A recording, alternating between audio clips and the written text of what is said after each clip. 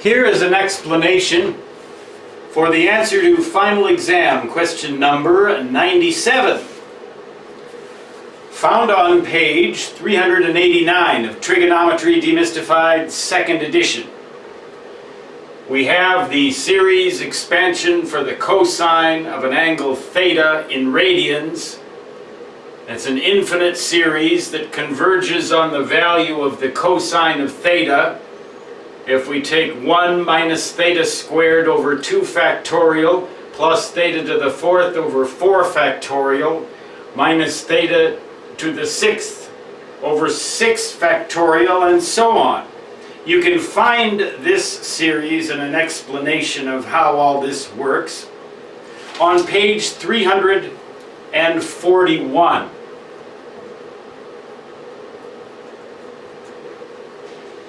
Now, when we get to the question here, it asks us, as we go indefinitely in the series expansion for the cosine of 120 degrees, what happens to the term value? Well, we would replace this 120 degrees with the radian value, which works out to 2/3 pi. We would have to then plug in 2/3 pi for each term here and grind out the entire, well, not the entire, but as many terms as we want.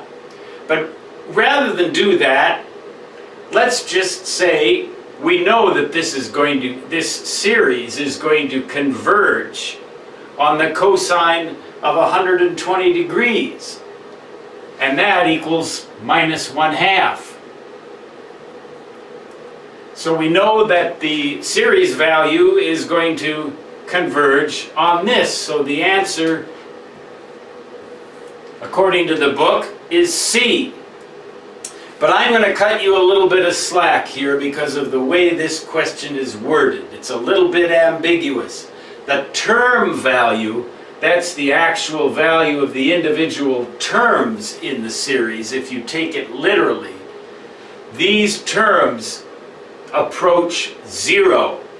So, in fact, you could also answer this question as B, and as your professor, I would give you credit for that as well. The question says the term value approaches what, so you could just as easily answer this question with B as you could with C. The series value, or the partial sums, the sequence of partial sums, approaches minus 1/2. We know that because this is the series for the cosine function. So you can have your choice, C or B. Either way, you got it right.